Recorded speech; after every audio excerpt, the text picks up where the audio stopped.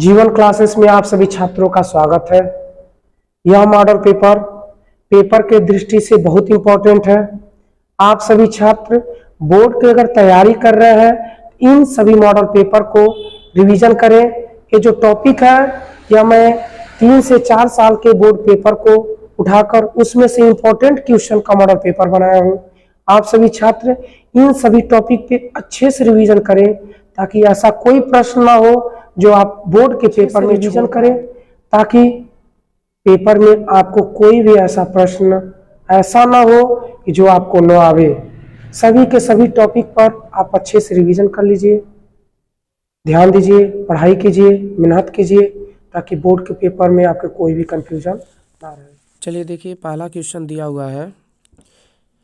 सबसे पहले यह क्लास 10th सामाजिक विज्ञान, ठीक है, मोस्ट इम्पॉर्टेंट महत्वपूर्ण बहुविकल्पी प्रश्न है जो पेपर में 95% से अधिक आने की चांस है। यह एक बहुत ही महत्वपूर्ण प्रश्न पत्र है जो मोस्ट इम्पॉर्टेंट क्वेश्चन है, ठीक है। आप सभी छात्र अगर चैनल पे पहली बार है तो चैनल को सब्सक्राइब और वीडियो को लाइक ज़रूर कर दें ताकि हमारा मोटिवेशन बना रहे, ठीक है। मोस्ट इम्पॉर्टेंट प्रश्न है। चलिए देखिए, पहला क्वेश्चन दिया हुआ है, राष्ट्रवाद का प्रारंभ किस देश से हुआ? पहला ऑप्शन दिया है फ्रांस, भारत, इटली और जापान। तो सही आंसर हो जाएगा इसका क्या होगा, जल्दी से बताइए आप लोग, क्या हो जाएगा? इसका सही आंसर हो जाएगा फ्रांस, ठीक है। इसका सही आंसर क्या हो जाएगा? फ्रांस हो जाएगा। चलिए प्रश्न नंबर दूसरा है, फ्रांस की क्रांति कब हुई? फ्रांस की क्रांति कब हुई? दिया ऑप्शन 1788 ईस्वी में, 1789 ईस्वी में और 1790 ईस्वी में और 1787 ईस्वी में। देखिए 1790 और 1787। तो आपको सही आंसर बताना है। इसका सही आंसर क्या हो जाएगा? 1789 ईस्वी इसका सही आंसर हो जाएगा, ठीक है। तीसरा प्रश्न, रक्त और लौह की नीति किसने अपनाई?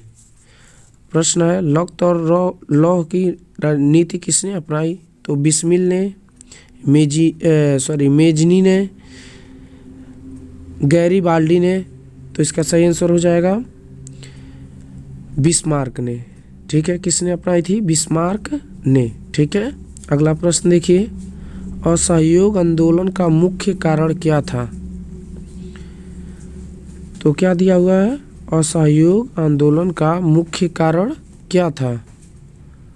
तो इसका सही ऑप्शन हो जाएगा राल्ट एक्ट, ठीक है। तो पहले ऑप्शन देख लेंगे, राल्ट एक्ट, प्रथम विश्व युद्ध, खिलाफत आंदोलन और चौरी चौरा की घटना। तो इसका सही आंसर क्या होगा? राल्ट एक्ट, ठीक है। कोई कंफ्यूजन? या असहयोग आंदोलन का मुख्य कारण था, ठीक है। याद हो जाएगा, याद आप लोग जरूर कर लीजिएगा। मोस्ट इम्पॉर्टेंट देखिए बताया गया है पहले ही कि यह मोस्ट इम्पॉर्टेंट है, ठीक है। चलिए अगला क्वेश्चन, जलियांवाला बाग की घटना कब हुई? ये तो मोस्ट इम्पॉर्टेंट है बाबू, आपको तो पता ही होगा, ये हमेशा आता है। जलियांवाला बाग की घटना कब हुई? तो पहला ऑप्शन 8 अप्रैल 1919, दूसरा 10 अप्रैल 1919, तीसरा 13 अप्रैल 1919, 25 अप्रैल 1919। अब देखिए, तो क्या 8 अप्रैल 1919 होगा कि 13 अप्रैल 1919 होगा कि 25 अप्रैल 1919 होगा? जलियांवाला बाग का हत्याकांड सन 1919 में ही हुआ था, आपको पता होगा, लेकिन 13 अप्रैल 1919 को हुआ था। इस बात को आप लोग ध्यान दीजिएगा, ठीक है। जलियांवाला बाग का हत्याकांड, ठीक है ना। देखिए यहाँ पे गलती हो गया, जालिया हो गया है, ठीक है, जलिया कर दीजिएगा, जो थोड़ा सा ध्यान दीजिएगा। चलिए अगला प्रश्न देखते हैं, सविनय अवज्ञा आंदोलन कब चलाया गया? सविनय अवज्ञा आंदोलन कब चलाया गया? दिया ऑप्शन 1920, 1919, 1930 और 1929, ठीक है। तो कब चलाया गया? 1930 में। कब चलाया गया? 1930 में, ठीक है।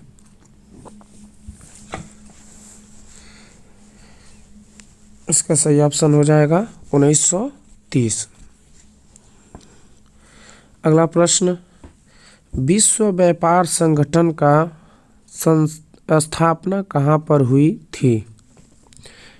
प्रश्न क्या दिया हुआ है? विश्व व्यापार संगठन की स्थापना कहाँ पर हुई थी? ऑप्शन में दिया है न्यूयॉर्क, वाशिंगटन में, जिनेवा में, ऑस्ट्रिया में। तो इसका सही आंसर क्या हो जाएगा? जल्दी से कमेंट करके बताइए। इसका सही आंसर हो जाएगा जिनेवा में। कहाँ हो जाएगा? जिनेवा में।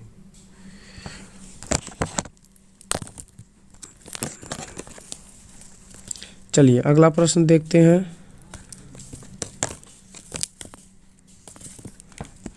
आठवां,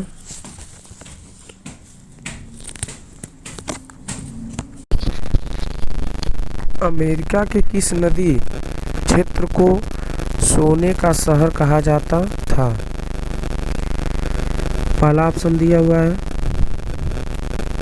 बाल्टीमोर, दूसरा न्यू जर्सी, तीसरा न्यूयॉर्क और चौथा एल डोराडो, ठीक है। देख लीजिए ऑप्शन दिया हुआ अच्छा, ठीक है ना। तो इसका सही आंसर क्या हो जाएगा? L Dorado. इसका सही आंसर क्या हो जाएगा? L Dorado. ठीक कर दीजिए इसको। हाँ चलिए अगला क्वेश्चन देखिए, दिया नदियों द्वारा लाए गए अवसाद से निर्मित मृदा है।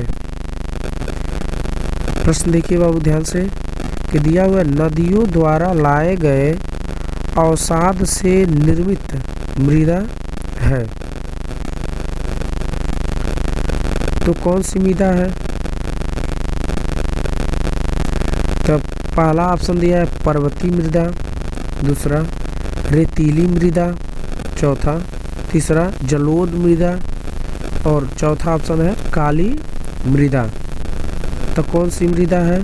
जलोढ़ मृदा, ठीक है। तीसरा ऑप्शन क्या हो जाएगा?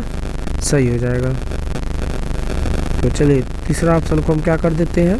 ट्रिक कर देते हैं, ठीक है। हो गया। चलिए अब 10वां प्रश्न दिया है, इसमें से सबसे उपजाऊ मृदा कौन सी है? तो सबसे पहले ध्यान दीजिएगा ऑप्शन में क्या दिया हुआ है। लाल मिट्टी, काली मिट्टी, लेटराइट मिट्टी, पर्वतीय मिट्टी। तो सबसे पहले ऑप्शन को ध्यान दीजिए और उसके बाद से ट्रिक कीजिए, तो हो जाएगा काली मिट्टी, ठीक है। सही ऑप्शन हो जाएगा काली मिट्टी। अगला, चिपको आंदोलन संबंधित है, मोस्ट इम्पोर्टेंट क्वेश्चन बाबू। चिपको आंदोलन संबंधित है किससे है? मृदा संरक्षण से, वायु संरक्षण से, वन संरक्षण से, जल संरक्षण से, तो किससे है? वन संरक्षण से, ठीक है। ऑप्शन को सबसे पहले ध्यान दीजिएगा, तो सही ऑप्शन हो जाएगा वन संरक्षण। अगला, भारत को विश्व की कुल वर्षा का कितना प्रतिशत भाग प्राप्त होता है? मतलब कि भारत जो है विश्व की वर्षा का कुल कितना प्रतिशत भाग प्राप्त होता है, कितना परसेंट भारत में वर्षा होता है पूरे विश्व का? तो इसका सही ऑप्शन दिया है एक पहला 4%, दूसरा ऑप्शन दिया हुआ है 5%, तीसरा ऑप्शन दिया है 7% और चौथा ऑप्शन दिया है 6%। तो इसका सही आंसर क्या हो जाएगा? 4%, ठीक है ना। यह ध्यान दीजिएगा कुल वर्षा का कितना प्रतिशत, ठीक है। तो इसका सही आंसर हो जाएगा 4%। चलिए अब अगला क्वेश्चन देखते हैं, इनमें से कौन सा रबी की फसल है? तो इनमें से कौन सा रबी की फसल है? धान है, दूसरा दाल है, गेहूं है, कपास है। तो पहले तो जान लीजिए धान और कपास, और ये तो दोनों कन्फर्म है कि नहीं होंगे, गेहूं और दूसरा ऑप्शन है दाल। ठीक है, तो जब ऐसे ऑप्शन रहे तो दाल को क्या कर दीजिएगा, आप ट्रिक कर दीजिएगा, क्योंकि दाल जो हो जाएगा वो कौन सा हो जाएगा, रबी फसल की हो जाएगी। ठीक है, तो हम क्या कर देते हैं, इसमें से बोला कौन सी रबी फसल है, तो दाल क्या हो जाएगा, रबी फसल होगी। ठीक है, तो दाल पे हम क्या कर देंगे, टिक कर देंगे। ठीक है, कुमार सीट में जो ऑप्शन सही रहेगा उस पे हम क्या कर देंगे, गोला कर देंगे। अगला क्वेश्चन, निम्नलिखित में से कौन सी एक रेशेदार फसल है? प्रश्न दिया है, निम्नलिखित में से कौन सी एक ऐसी रेशेदार फसल है? जूट, कॉफी, जौ, रबर। ठीक है, तो देखिए जो जूट होगा वो क्या होगा, रेशेदार फसल हो जाएगी। चलिए ठीक है, अब अगला प्रश्न पढ़ते हैं 14 वाला। 14 हो गया, सॉरी 15। कौन सा सर्वोत्तम प्रकार का लोहा अयस्क है? Hematite, siderite, magnetite, limonite.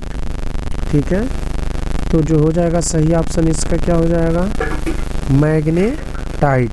क्या हो जाएगा, मैग्नेटाइट।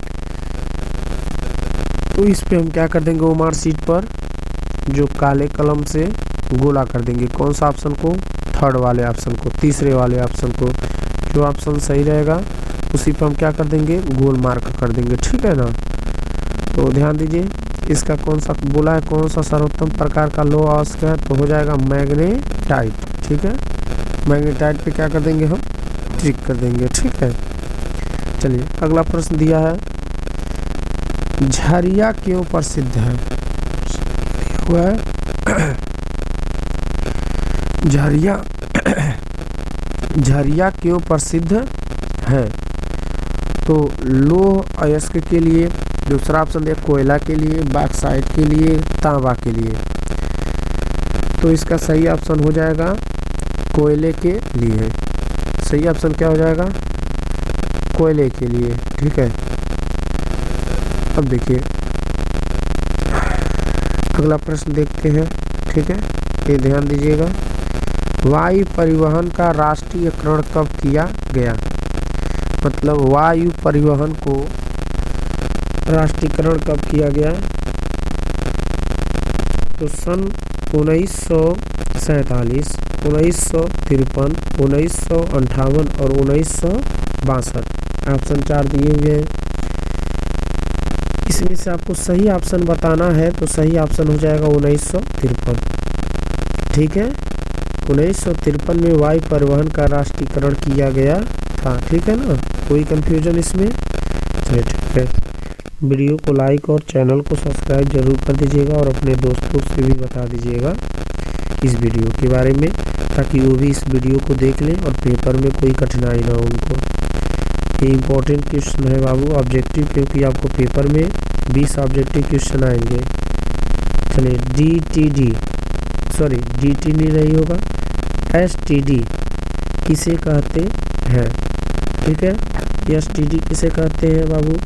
पहला ऑप्शन सब्सक्राइबर ट्रंक डायलिंग, दूसरा स्पीड टेलीफोन डायलिंग, चौथा ऑप्शन स्पीड पोस्ट, पांचवा सब टी डायलिंग। इसका सही आंसर क्या हो जाएगा, सब्सक्राइबर ट्रंक डायलिंग। क्या हो जाएगा बाबू, सब्सक्राइबर ट्रंक डायलिंग। इस बात को थोड़ा सा ध्यान दीजिएगा कि ये बार बार रिपीटेड क्वेश्चन है। ठीक है ना, यूरोपीय संघ का मुख्यालय कहाँ है? यूरोपीय संघ का मुख्यालय कहाँ है? तो इसका सही ऑप्शन क्या हो जाएगा, आदिया है ओस्लो, ब्रुसेल्स। तो ये सही ऑप्शन हो जाएगा ब्रुसेल्स। निम्नलिखित में से कौन सा संघीय राज्य नहीं है? तो उत्तर प्रदेश, मध्य प्रदेश, दिल्ली, ये तो सबको पता होगा दिल्ली है। तो बोला प्रश्न में निम्नलिखित में से कौन सा संघीय राज्य नहीं है, यह ध्यान देना है, संघीय राज्य नहीं है। ऑब्जेक्टिव क्वेश्चन बहुत कम ही समय में हो जाते हैं, लेकिन आपको ध्यान देना है क्या नहीं शब्द का, ठीक है ना। तो ऑब्जेक्टिव शब्द को थोड़ा कम ही समय लगता है, लेकिन फिर भी आपको पूरा प्रश्न पढ़ना है और समझना है, फिर उसके बाद उसका जो भी उत्तर हो उसको बताइए, ठीक है, ट्रिक कीजिए, नहीं तो अक्सर ऑब्जेक्टिव क्वेश्चन में गलत हो जाता है। तो यह हो जाएगा दिल्ली, ठीक है। चलिए, आप सभी छात्र अगर वीडियो को लाइक और चैनल को सब्सक्राइब कर दिए तो अपने दोस्तों के पास भी शेयर कर दीजिए, ताकि उनको भी इस वीडियो के बारे में पता चले, ठीक है। वीडियो अच्छी लगी हो तो लाइक और सब्सक्राइब ज़रूर करें। थैंक यू, धन्यवाद आप देखने के लिए वीडियो।